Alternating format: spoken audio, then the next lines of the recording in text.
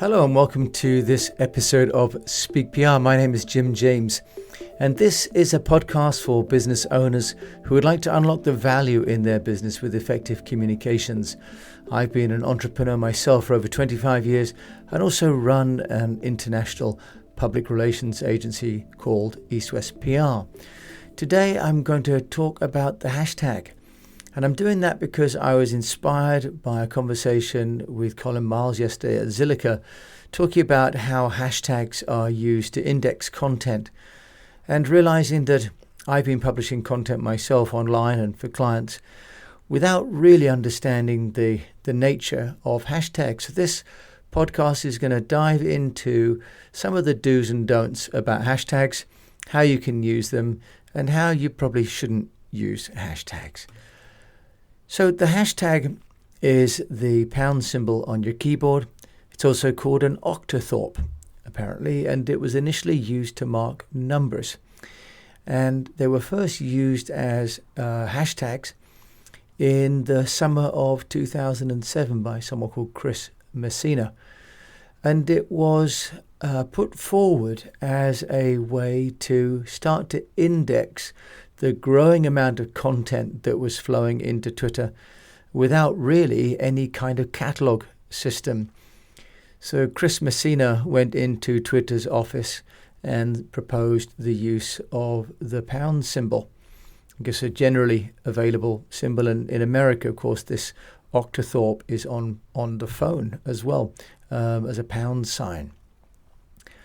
So the idea was, because Twitter only allows so few characters, that instead of asking people to give some kind of explanation or introduction, this would be like a short code or a shortcut to create an index for people that are looking to post information, to let people know, in, if you like, which filing area it should be, and also for people following certain topics to kind of sort through the vast volume of content. As we know, that has only got larger. Hashtags can be seen as a way to connect the growing volume of content with specific topics or people or themes or conversations. And of course, hashtags are no longer only on Twitter. They're being used across Instagram, Pinterest, LinkedIn since 2018, and YouTube, because the simplicity of the pound symbol means that it can be used across languages, across platforms. It's good for both desktop and mobile, but also it works. Now, just thinking about a few tips and tools. I'm not necessarily an expert, but I've been doing some looking and some reading. I want to share some of those thoughts and ideas. Now, the hashtag needs to be a hashtag and then the topic or the word, without a space between the hashtag and the actual word that we're writing, or one or two words that we might be writing. The accounts that we're using, social media accounts, have got to be public so that the content can be seen. Otherwise, people wouldn't be able to see the content anyway. The best hashtags are relatively short and easy to remember, and I'm going to tell you which is the number one hashtag of all time in a moment. But also, we need to try and use relevant but also specific hashtags, and this is where we move into the that's obvious to the that's a bit of a science part of hashtags, because if a hashtag is too general, then of course you're putting your content into really a very large pool of information already. But if it's too specific, the hashtag, or too custom, then there isn't anybody following it, and therefore it's not going to appear on anybody's feed. So we have to try and find this compromise, and there are tools for doing that. So hashtags can be used to connect an issue, for example, that is beyond the brand that you work for. So, and it could be a way to bring people together. So obviously a good example of that is recently the Black Lives Matter hashtag, which has really united people and sort of transcended platforms and geographies to unite people around one social cause. And I mentioned also the Red Cross COVID Heroes campaign that was run with Zilliqa in Singapore. That was used as a rallying call for raising money for the Red Cross in Singapore. Worked very effectively. So the hashtag can be really a very powerful but simple way of validating and contextualizing the information that we're going to be sharing. And that information could be video, it could be an infographic, it could be text, it could be a long form, it could be a podcast. Now, I said I was going to mention the most popular, and the most popular hashtag of all time is love, hashtag love. And that has 1.7 billion posts attached to it, apparently, which actually doesn't seem that much considering how many people are using hashtags. But of course, if you use the hashtag love, then there's so much content out there that your piece of content would be one of 1.7 billion pieces of content.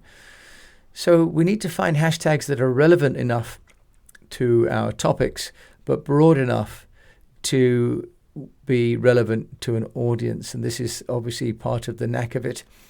You could have something instead like lovesick at sea, which could be more specific. I looked up love my beagle for my hashtag to be even more. Now, I looked at a site called Right Tag, and I looked at hashtag love my beagle, because Binky's sitting with me now. Hashtag love my beagle. And I was shown that there are 4 unique tweets per hour on hashtag love my beagle. And the hashtag exposure is 167.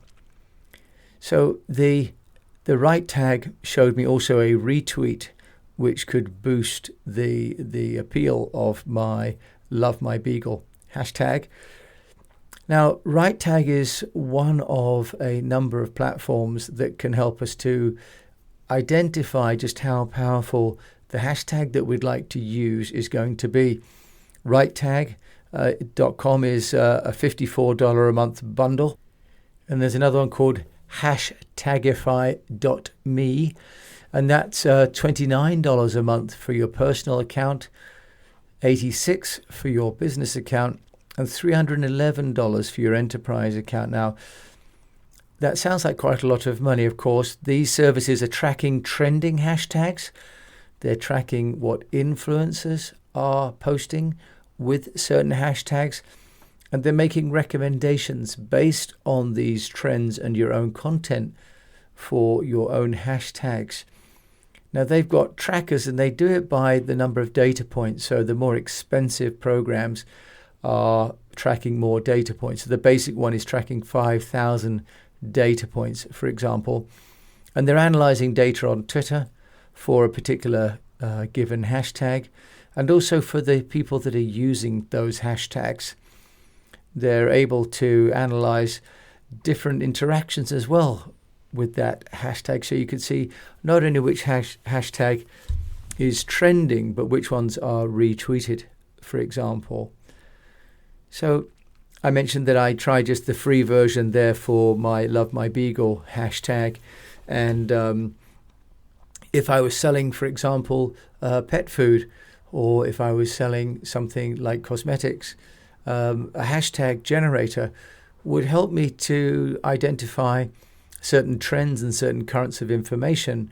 And I could use the hashtags that are trending to really position my content within the current conversation that's taking place online.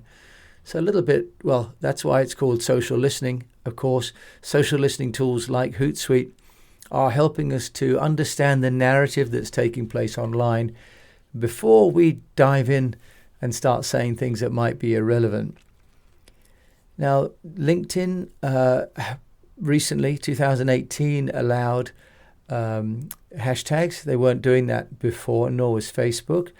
The number one hashtag on on LinkedIn is innovation with 38,600,000 usage. Management is 36 million. Digital marketing 27.5 million. So you can imagine that if you're doing a hashtag on your LinkedIn post for innovation, yours is one of 38 million pieces of content out there, which means that it's going to get lost. So one of the ways that we can start to look at our hashtags is to find one or two that are resonating for our business and for the industry or for the particular trend. We can use 1 to 2 hashtags on Twitter. It's recommended, and Instagram 5 to 10. But if we keep chopping and changing our hashtags, then our content itself is not being indexed. And what we want to do, of course, is to hashtag our content in a consistent way over time. So I've started the Speak PR. I've done a hashtag Speak PR. I've also started hashtag Get Noticed, so that all the podcasts and the email newsletters and the audiograms on YouTube start to be collated under this Speak PR hashtag and Get Noticed hashtag.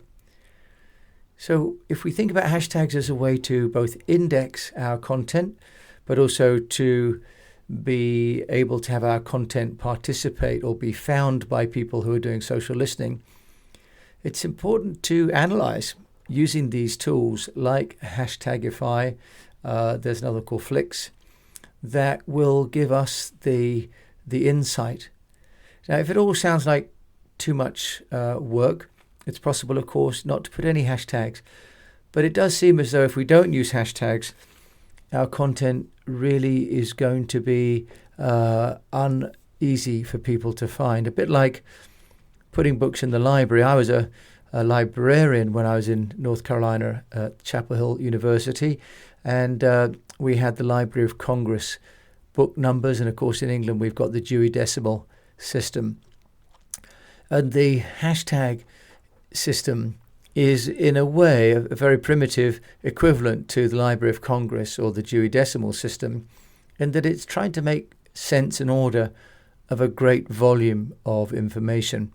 And just as we would want our book on the shelf to have a Dewey Decimal number, we really want our podcast or our article or our tweet to also be indexed. But also we'd like our books to be somewhere near the well-read section where the popular books are, rather than an outlier somewhere at the back of the library on the top floor. So using hashtags, something that I'm learning about myself. I'm interested to work with the Zilliqa people to see how we can boost our own hashtags. But I should be spending more time learning about how I should be indexing my content, because content creation is only part of the job.